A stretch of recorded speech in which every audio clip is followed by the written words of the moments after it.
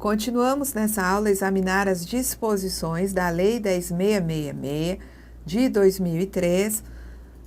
Temos nessa lei também uma disposição importante sobre o segurado recluso. Um segurado do regime geral, ele é preso, é de baixa renda, tá? Isso vai determinar que se ele tem dependentes, os dependentes recebam auxílio reclusão, tá?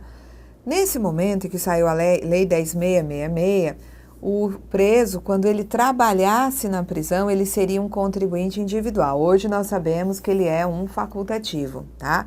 Isso é posterior, isso aqui é posterior à Lei 10.666, mas eu já coloquei aqui que o segurado recluso, mesmo quando exerce atividades na prisão, em regime fechado, semiaberto, ele é considerado, caso queira, um facultativo. Ele pode pagar como facultativo, tá? Essa lei, ela traz uma disposição importante no sentido de que se ele trabalha na prisão, isso não determina a cessação do auxílio reclusão que vinha sendo pago aí aos dependentes. Os dependentes vão continuar, na verdade, recebendo esse auxílio reclusão. É o que nos diz o artigo 2º da lei. O exercício de atividade remunerada do segurado recluso em cumprimento de pena em regime fechado ou semi-aberto, que contribuir na condição de contribuinte individual ou facultativo, não é mais contribuinte individual, a gente sabe que houve mudança posterior, que determinou que ele seja, facultativo caso queira. Não acarreta a perda do direito ao recebimento do auxílio reclusão para os seus dependentes. Então, o segurado está preso, o dependente está recebendo auxílio reclusão e o segurado começa a trabalhar na prisão ou simplesmente começa a contribuir como facultativo. Isso não determina a perda do auxílio reclusão por parte dos dependentes, senão isso daí seria um desincentivo ao trabalho do preso. A família recebe auxílio reclusão, se o preso começasse a trabalhar, ele determinaria a perda do auxílio reclusão? Não acontece isso. Ele pode trabalhar que a família dele continuará ainda a receber o seu auxílio reclusão. Então, o segurado recluso, entretanto, se contribui como facultativo, ele não terá direito ao benefício de auxílio-doença e de aposentadoria durante a percepção pelos dependentes do auxílio reclusão. Então, os dependentes estão recebendo auxílio reclusão, o preso contribui como facultativo e adoece. Será que ele pode ter auxílio-doença e a família continuar a receber o auxílio reclusão? Não. Aí vai ter que se fazer a opção.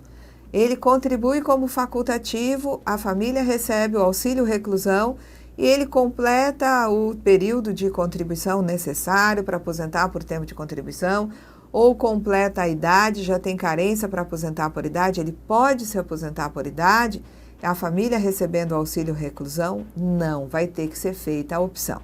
Então, o segurado recluso, ele não terá direito aos benefícios de auxílio-doença e de aposentadoria durante a percepção pelos dependentes do auxílio reclusão, tá?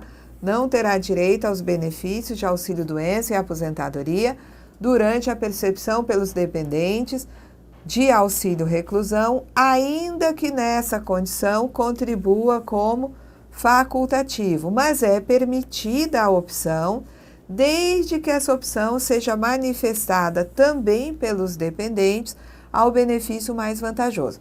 Quando o indivíduo é preso, isso se torna fato gerador do direito a auxílio reclusão para a família.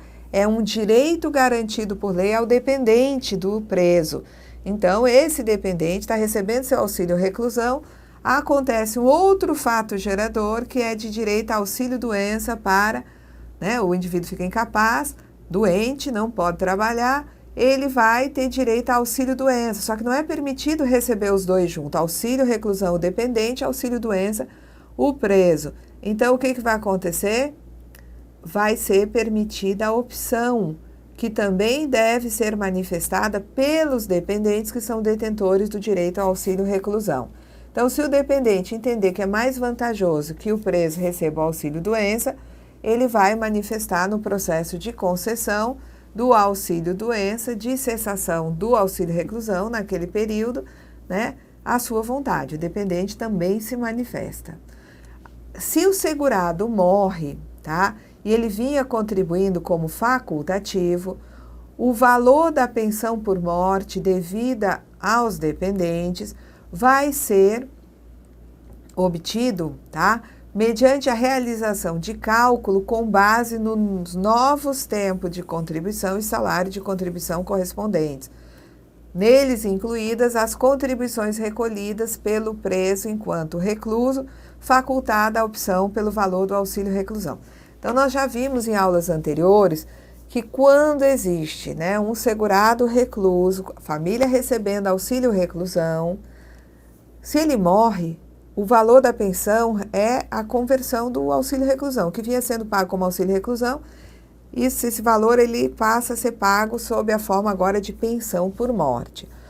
Mas quando eu tenho um segurado que ele está preso e ele contribui como facultativo, ele vai estar contribuindo com 20% sobre um dado salário de contribuição, tá?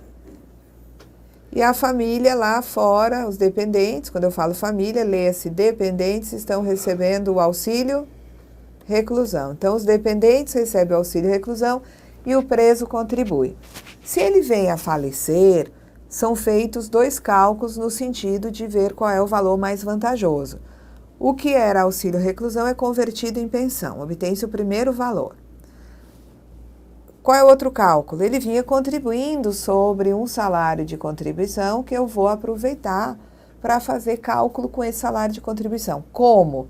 Eu calculo para o preso uma aposentadoria por invalidez que ele teria direito a receber na data que faleceu, tá? Caso, né, ele não tivesse falecido, tivesse aposentado por invalidez, eu calculo esse valor, usando os salários de contribuição sobre os quais ele contribuiu enquanto estava preso na condição de facultativo. Se o valor dessa, né, aposentadoria por invalidez for maior do que o resultante da conversão do auxílio reclusão, eu fico então com o segundo valor. Vamos lá. Bom, a outra coisa importante dessa lei 10.666 é a determinação de que a perda da qualidade de segurado não produz efeitos para a aposentadoria por tempo de contribuição e nem para a aposentadoria especial, tá? E a perda da qualidade de segurado também não produz efeitos no caso da aposentadoria por idade, quando o segurado conta com a carência. Na verdade, quando ele conta com um total de 180 contribuições na data do requerimento. Então, vamos lá, é o que tem, né, aí de disposição no artigo 3º. A perda da qualidade segurado não será considerada para a concessão das aposentadorias por tempo de contribuição especial. Então, vamos lá, vamos dizer que uma pessoa tenha, né, um segurado, tenha 30 anos de tempo de contribuição e ele pare de contribuir durante 5 anos, de trabalhar e de contribuir, tá? O que acontece com esse moço? Houve aqui a perda da qualidade de segurado. Você sabe que o período máximo de manutenção, tá? Quando se dá uma interrupção de contribuições por interrupção de atividade, como é o caso aí, é de 36 meses, tá? Então, 5 anos, indubitável, que determina a perda da qualidade segurada. Após a perda, ele paga mais 5 anos. Ora, nós sabemos que a aposentadoria por tempo de contribuição, eu vou até modificar esse meu exemplo, tá? Só um pouquinho. Eu vou colocar aqui 32 anos. Aliás, 34.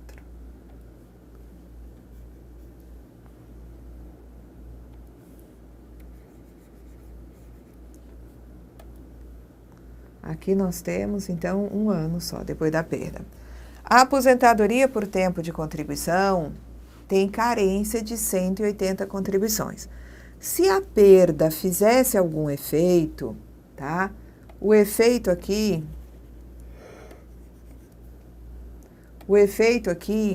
seria o seguinte: 180 contribuições, tá? Carência. Se a perda fizesse efeito, o indivíduo após a perda teria que cumprir 1/3 dessa carência de 180 contribuições, ou seja, pagar 60 contribuições após a perda para poder puxar aqueles 34 anos ali. Acontece que quando a lei diz que a perda não faz nenhum efeito, tá? A perda não faz efeito significa que não haverá necessidade de pagar essas 60 contribuições, ou seja, 1/3 da carência após a perda. Basta pagar este ano para completar os 35 que o indivíduo se aposenta. É isso que significa a perda não fazer efeitos. Muito bem, vamos lá.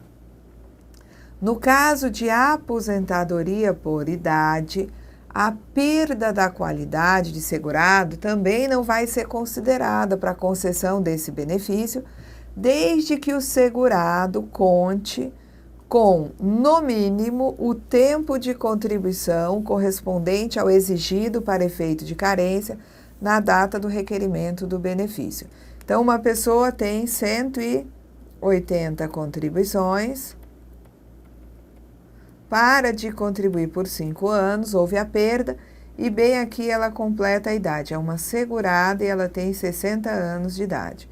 Ela pode pedir a aposentadoria por idade? Perfeitamente. Ela pode pedir, por quê? Porque no momento em que ela vai requerer, onde ela completou a idade, ela já tem a carência, 180 contribuições. E também poderia ser assim, 179 contribuições, houve a perda, tá? Que a pessoa para de contribuir por 5 anos, a pessoa que paga uma contribuição tem a idade, tá? Não tem problema algum, tem a carência, na data do requerimento ela pode pedir, tá? O seu benefício. Vamos lá. Anteriormente, quando, do advento da medida provisória 83, que antecedeu essa lei 10.666, a medida provisória já trazia a disposição de que a perda da qualidade não faria nenhum efeito, tá? Para a aposentadoria por tempo de contribuição especial. E que no caso da aposentadoria por idade, a perda não faria efeito, não seria considerada para a concessão desse benefício, desde que o segurado contasse com 240 contribuições. Eram 20 anos aí nesse primeiro momento. Quando é publicada a Lei 666, a situação se tornou mais benéfica porque só exige 180 contribuições, que é a carência, para a aposentadoria por idade, na data do requerimento. Aí a perda não será considerada. Como eu vou considerar situações do tipo? Uma pessoa tem 180 contribuições,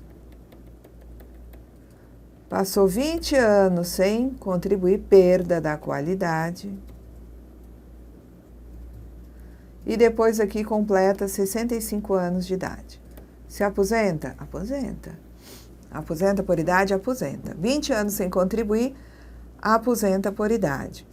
Com tanto tempo sem contribuição, é provável que essa pessoa, a partir de julho de 94, não tenha nenhum salário.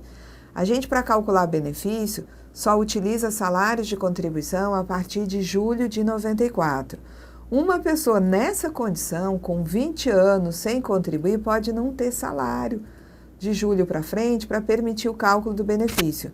Então, o que o parágrafo 2º nos diz? Que a concessão do benefício de aposentadoria por idade observará, para fins de cálculo desse benefício, o disposto na Lei 9876 de 99, que é utilizar de todo o período contributivo, tá? 80% desse período com os maiores salários. Caso não tenha salários suficientes, você deve usar os salários que você encontra nesse período e dividir por um denominador que não pode ser inferior a 60% do período de julho de 94 até o requerimento. Se acaso não tiver salário de contribuição a partir de julho de 94, eu vou aplicar o disposto no artigo 35 da Lei 8.213, que é considerar para o período salário mínimo. Não tenho salários para jogar na média, considera-se então o salário mínimo e nós vamos obter um salário de benefício nesse patamar de salário mínimo. Bom, a outra disposição importante que traz a Lei 10.666 e que você já conhece porque nós examinamos não apenas o que está na Lei 8.212, na Lei 8.203, mas também no regulamento, tá? Mas essa disposição que nós vamos encontrar aí não está na 12 nem na 13, está no regulamento, porque o regulamento, ele vai regulamentar disposições que estão na Lei 8.212, que estão na Lei número 8.213, que estão na Lei número 10.666, tá? E não somente nessas. A gente vai ver que o regulamento também traz disposições contempladas em outras leis, tá? Bom, então a empresa está obrigada, segundo a Lei 10.666, a arrecadar a contribuição do CI que lhe presta serviços. E está obrigada também a empresa contratante a inscrever o CI que lhe presta serviços, caso não esteja inscrito na Previdência. Então, o artigo 4º é que diz isso. O objetivo dessa nova obrigação aí é ajudar na formalização e na regularização dos contribuintes individuais. Então, em vez de cada contribuinte individual, quando presta serviço à empresa, recolher a própria contribuição, cabe à empresa contratante descontar essa contribuição do contribuinte individual e efetivar o recolhimento. Então, fica a empresa obrigada a arrecadar a contribuição do contribuinte individual a seu serviço, descontando essa contribuição da remuneração que a empresa paga ao contribuinte individual e tendo feito a arrecadação dessa contribuição, a empresa vai ter que recolher o valor arrecadado juntamente com a contribuição a seu cargo. A empresa contribui com 20% sobre a remuneração do contribuinte individual, desconta do contribuinte individual a contribuição por ele devida, incidente sobre seu salário de contribuição e recolhe tudo junto. Na época da Lei 10.666, o vencimento era outro, mas na sequência essa lei foi alterada também para que o prazo de recolhimento da contribuição descontada, junto com a contribuição a cargo da empresa, passasse a ser no dia 20 do mês seguinte ao da competência. E se o dia 20 cair em dia não útil, antecipa-se para o dia útil imediatamente anterior, se não tiver expediente bancário. Bom, do mesmo jeito que a empresa desconta do CI a seu serviço a contribuição por ele devida à Previdência, as cooperativas de trabalho, elas têm que arrecadar a contribuição previdenciária, a contribuição social dos seus associados, tá? Os cooperados associados a cooperativas de trabalho, eles são contribuintes individuais. Então, as cooperativas arrecadam essa contribuição, descontando deles, a contribuição por eles devida e recolhem o valor arrecadado até o dia 20 do mês seguinte. Dia 20 caiu um dia não útil, antecipa para o dia útil imediatamente anterior. A cooperativa de trabalho e a pessoa jurídica, pessoas jurídicas em geral, são obrigadas a efetuar a inscrição no INSS dos cooperados e contratados, respectivamente, como contribuintes individuais, se ainda não estiverem inscritos. Então, a empresa, se o seu sócio não tiver inscrito, a empresa o inscreve. A empresa contrata os serviços de um contador, se ele não tiver inscrito, a empresa o inscreve. A cooperativa tem que determinar a partir daí que todos os contratantes, todos os cooperados comprovem, contratante não. A cooperativa tem que determinar que os cooperados comprovem que estão inscritos, porque se os cooperados não estiverem inscritos, as cooperativas estão obrigadas a inscrevê-los, tá? Agora, a obrigação da empresa contratante inscrever os contribuintes individuais que lhe prestem serviços, caso não inscritos, não se estende a alguns equiparados à empresa e a integrante do grupo de empresas, que é o Organismo Oficial Internacional, tá? Nos casos aí previstos no parágrafo 3º. Então, se eu tenho um contribuinte individual equiparado à empresa porque contrata outro contribuinte individual. Se eu tenho um produtor pessoa física, então, contribuinte individual que contrata outro contribuinte individual. Então, o contribuinte individual contratante do outro, ele é o equiparado à empresa. Se eu tenho um produtor rural pessoa física contratando contribuinte individual. Se eu tenho uma missão diplomática ou uma repartição consular de carreira estrangeira, contratando um contribuinte individual. Se eu tenho um organismo oficial internacional, contratando um brasileiro civil que trabalha no exterior, tá? Esses contratantes não estão obrigados a inscrever o CI que lhes presta serviço. Não estão também obrigados a arrecadar a contribuição do CI que lhes presta serviço. Muito cuidado que essa dispensa de inscrever e arrecadar a contribuição do CI só acontece para organismo oficial internacional lá no estrangeiro. Porque quando o organismo oficial internacional, do qual o Brasil é membro efetivo, contrata CI no Brasil, ele tem sim essa obrigação de inscrever o CI, de arrecadar a contribuição desse prestador de serviço.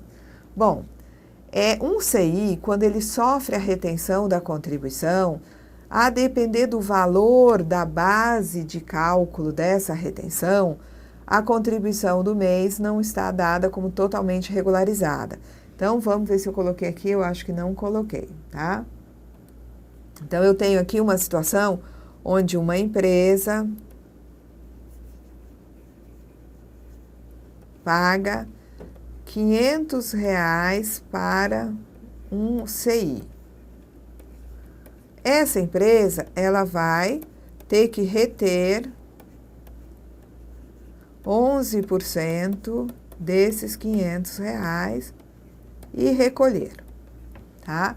Numa GPS que é identificada no CNPJ da empresa e a gente sabe que esse CI prestou serviço a essa empresa porque ela o coloca na GFIP.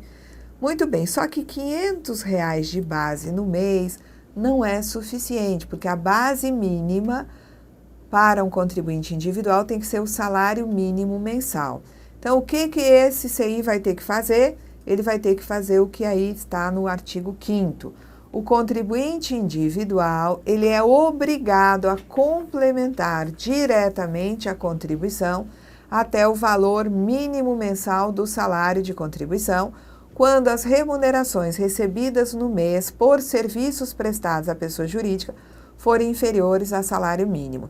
Então, ele recebeu de empresa 500, aqui é R$500, tá? Tá muito esquisito, deixa eu arrumar aqui.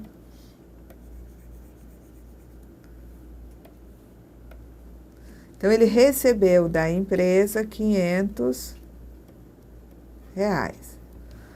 Portanto, base inferior ao salário mínimo. O que ele vai fazer?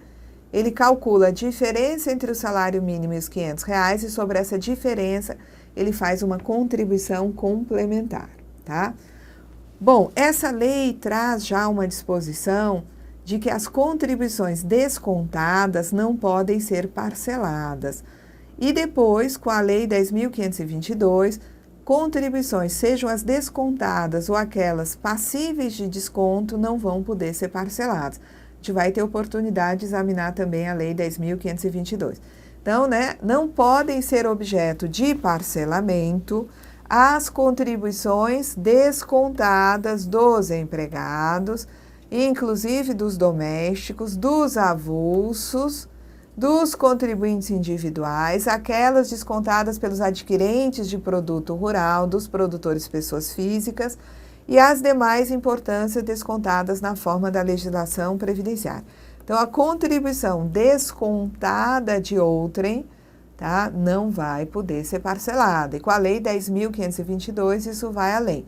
A contribuição descontada de outrem não pode ser parcelada, assim como não pode ser parcelada a contribuição que deveria ter sido descontada, mas não foi.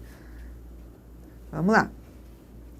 Essa lei também traz a obrigação de conservar durante 10 anos sistemas e arquivos de folha de contabilidade. Então, a empresa que utiliza sistema de processamento eletrônico de dados para registro de negócios e atividades econômicas, escrituração de livros ou produção de documentos de natureza contábil, fiscal, trabalhista e previdenciária, é obrigada a arquivar e conservar, devidamente certificados, tanto os sistemas quanto os arquivos, né, em meio digital assemelhado durante 10 anos à disposição da fiscalização, tá?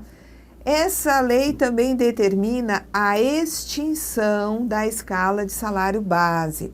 O salário base era o salário de contribuição para contribuinte individual e facultativo num período anterior. Essa escala de salário base, ela começa a ser alterada com a Lei 9876, em 99, e ela é extinta em 2003 pela Lei 10.666. Então, o artigo 9º dessa lei diz que fica extinta a escala de transitória. Ele chama de escala transitória porque a Lei 9876 já tinha criado uma mudança na escala de salário base anteriormente existente.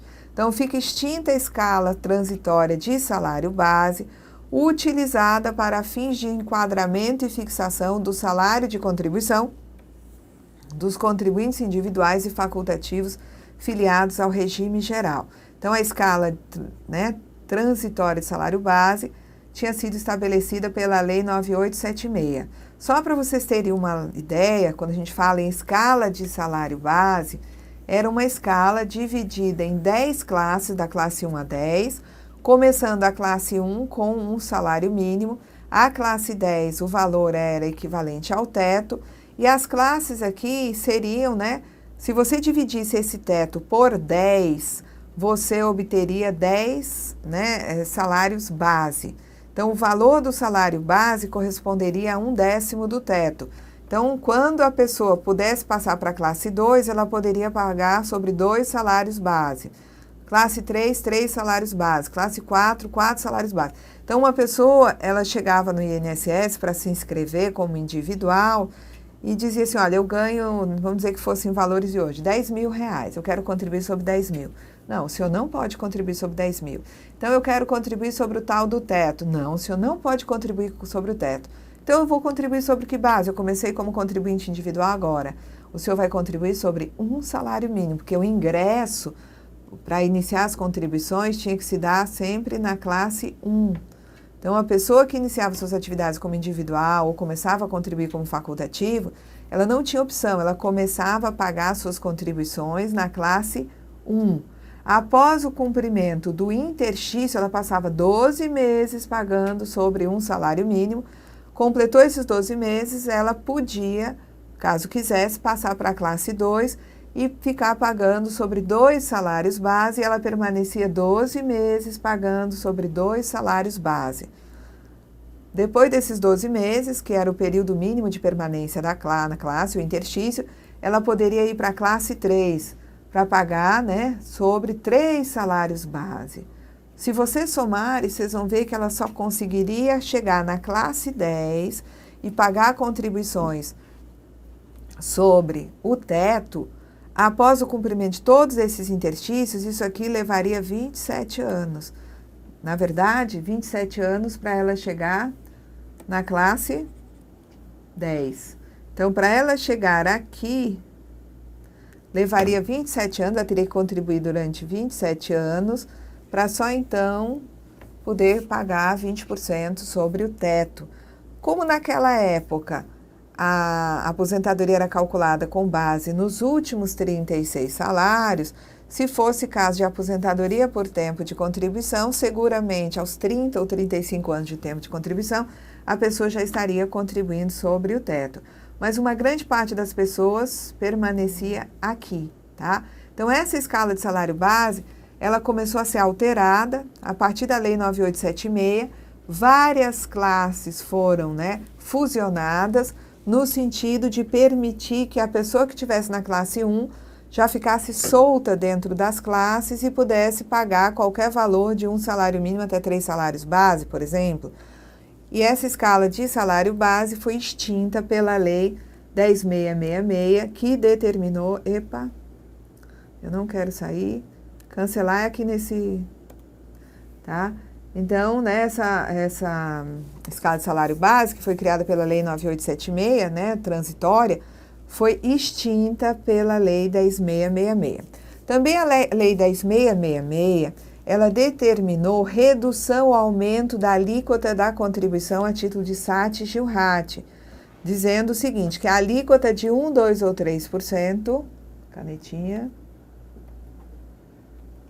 a alíquota de 1, 2 ou 3% destinada ao financiamento do benefício da aposentadoria especial ou daqueles concedidos em razão do grau de incidência de incapacidade laborativa decorrente dos riscos ambientais do trabalho, vai poder ser reduzida em até 50% ou aumentada em até 100%, conforme dispuser o regulamento, em razão do desempenho da empresa em relação à respectiva atividade econômica, apurado esse desempenho em conformidade com resultados obtidos a partir dos índices de frequência, gravidade e custo, calculados esses índices segundo metodologia aprovada pelo Conselho Nacional de Previdência.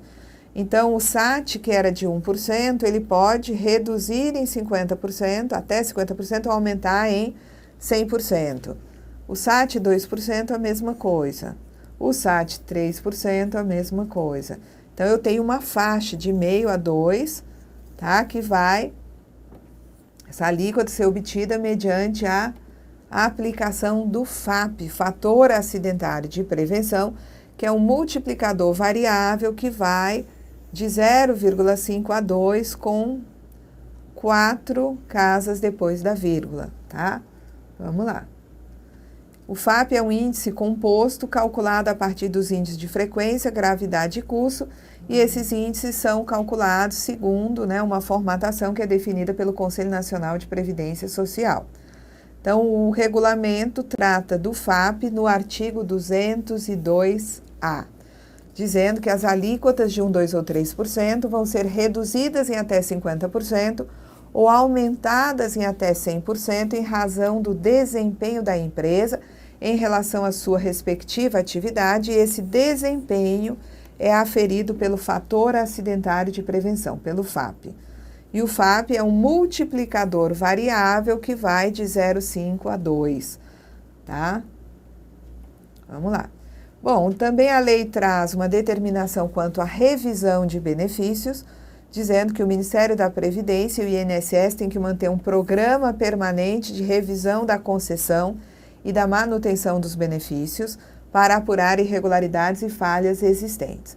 Se houver indício de irregularidade na concessão ou manutenção de um benefício, a Previdência notifica o beneficiário a apresentar defesas, provas ou documentos de que dispuser no prazo de 10 dias. Então, vai uma cartinha, né, vai a notificação para o beneficiário, dando 10 dias para ele apresentar provas, documentos ou defesa, enfim, o que ele entender que seja cabível.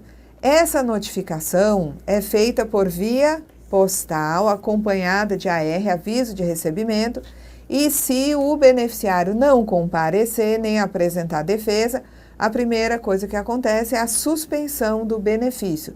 E aí o beneficiário ele é avisado quanto à suspensão do seu benefício. Nessa notificação que avisa o beneficiário da suspensão do benefício, é dado um prazo, tá? Se ele não responder ou ele apresentar uma defesa insuficiente ou improcedente, aí sim o benefício vai ser cancelado e se dá ciência dessa decisão de cancelamento ao beneficiário, tá?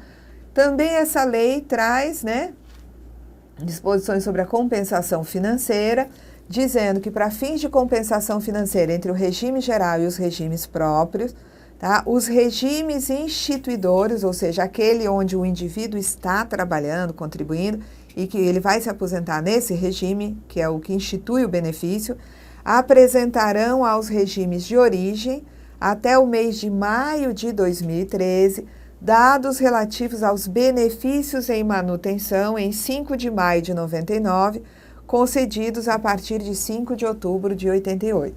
Então, o regime, né, instituidor de benefícios presta conta para o regime de origem, tá? De benefícios, né, em manutenção de 88 a 99, tá? Disposições finais, artigos 13, 14 e 15, certo? E aqui nós encerramos o exame da Lei 10.666. Até a próxima aula.